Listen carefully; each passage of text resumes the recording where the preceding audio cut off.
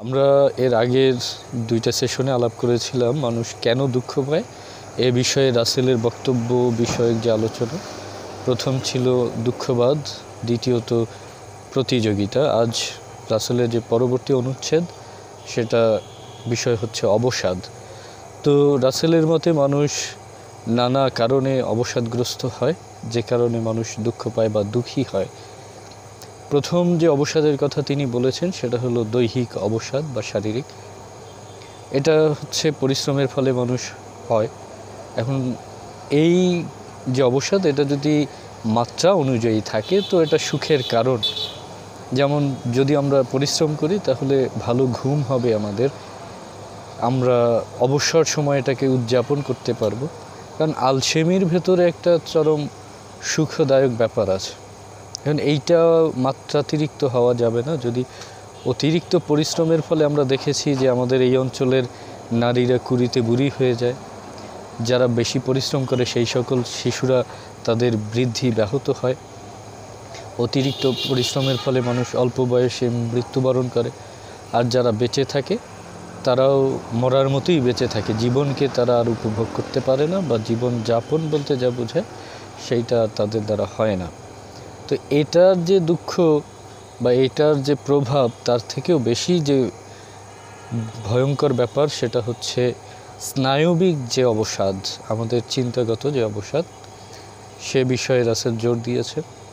এটা এত বেশি জটিল যে এটা তাত্ত্বিক আলোচনার চেয়েও বড় বিষয় হচ্ছে উপলব্ধি করার বিষয়। আমাদেরকে এটা ফিল করে তার সমাধান খুঁজতে হবে যে কেন মানুষ অবসাদগ্রস্ত হয়। রাসেল প্রথম যেটা বলেছেন, মানুষ অবসাদগ্রস্ত হয় স্নায়বিক কারণে। তার প্রথমতম কারণ হচ্ছে আমরা অনেক বেশি শব্দের মধ্যে থাকি। আধুনিক মানুষ, এত বেশি কোলাহল আমাদের চারদিকে যে আমাদের স্নায়ু অবসাদগ্রস্ত হতে বাধ্য হয়। এটা তো আমাদের এখন সমাধানের দরকার। আমরা আইন করে হোক বা যেভাবে হোক আধুনিক মানুষ, সভ্য মানুষ এটা সমাধান করবে। দ্বিতীয় আরেকটা ব্যাপারের কথা বলেছেন রাসেল, সেটা হলো আমরা যে কোনো প্রাণী, মানুষও তো প্রাণী, অন্যান্য পশুর মতো আমরাও যে কোনো নতুনকে গ্রহণ করতে পারি না সহজে। আমরা সেখানে সন্দেহ পোষণ করি যে এটাকে আমি ইতিবাচকভাবে গ্রহণ করব নাকি নেতিবাচকভাবে। আমি নতুন একজনের সাথে পরিচয় হলো, একে কি আমি শত্রু মনে করব না বন্ধু, এটা নিয়ে আমরা দ্বিধাদ্বন্দ্বে পড়ে যাই। আমরা সাবলীলভাবে মিশতে পারি না মানুষের সাথে, বা অপর যে কোনো পরিস্থিতির সাথে আমরা সাবলীল হতে পারি না, যে কারণে আমাদের স্নায়ু এই বিষয়টা নিয়ে ভাবতে ভাবতে ক্লান্ত হয়ে পড়ে বা সে অবসাদগ্রস্ত হয়। এই ক্ষেত্রে আমরা দুঃখ পাই। আমরা এর আগে যে যখন রাসেল বলেছে প্রতিযোগিতার কথা, আমরা এই প্রতিযোগিতার কারণেও অবসাদগ্রস্ত হয়ে পড়ি। যিনি প্রতিযোগিতায় মাত্র নেমেছেন তার দুশ্চিন্তা হচ্ছে সে এই প্রতিযোগিতায় টিকে থাকতে পারবে কিনা।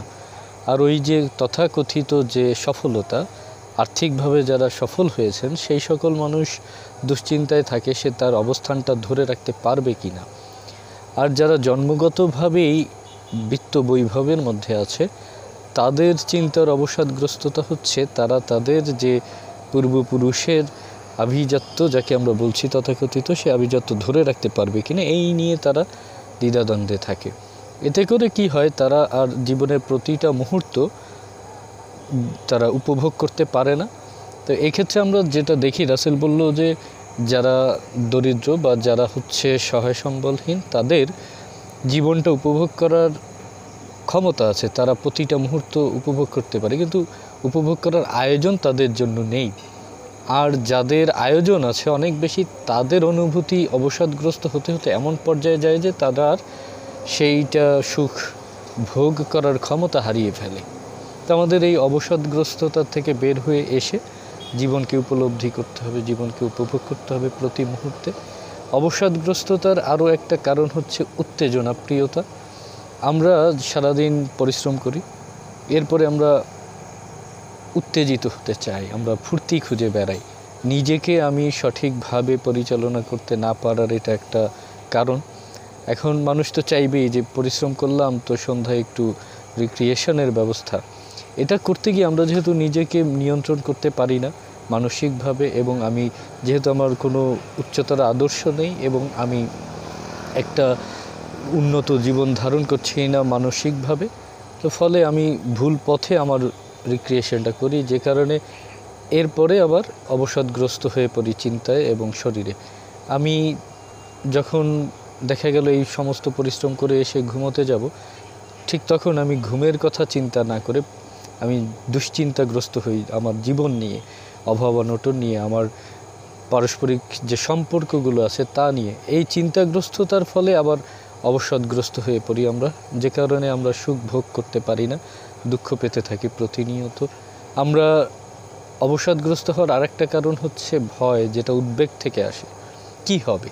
কারণ যে কোনো পরিস্থিতিতে, সেটা ব্যক্তি জীবনে হোক বা বৃহত্তর ক্ষেত্রে হোক, আমরা কি হবে এই ভয়ে সবসময় তটস্থ থাকি এবং চিন্তাগ্রস্ত থাকি।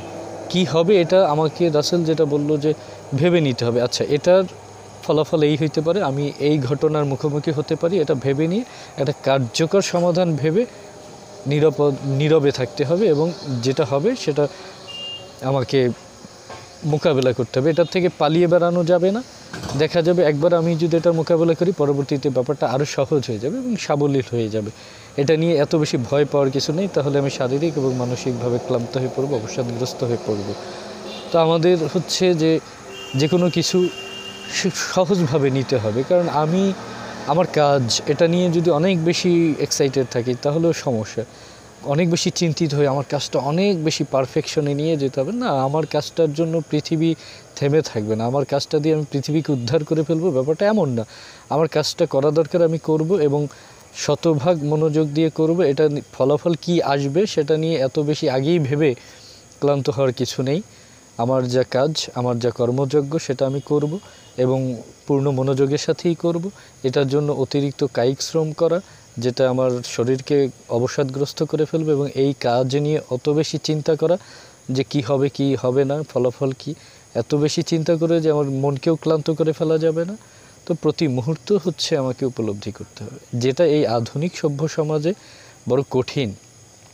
তো আমাদের এখন যেটা করণীয় সেটা হচ্ছে জীবনকে সহজ করে ফেলা, এত বেশি দুশ্চিন্তাগ্রস্ত না হয়ে একটা সহজ সাবলীল জীবনযাপন করার জন্য একটা ওয়ে তৈরি করা, সেই অনুযায়ী আমার পর্যাপ্ত পরিশ্রম করা এবং পর্যাপ্ত বিশ্রাম, এবং মনকে একটা সুনিয়ন্ত্রিত পদ্ধতিতে পরিচালনা করা, যাতে করে সে অবসাদগ্রস্ত না হয়ে পড়ে, এবং জীবনকে উপভোগ করা, যাতে আমরা দিন শেষে বলতে পারি যে জীবন সুন্দর।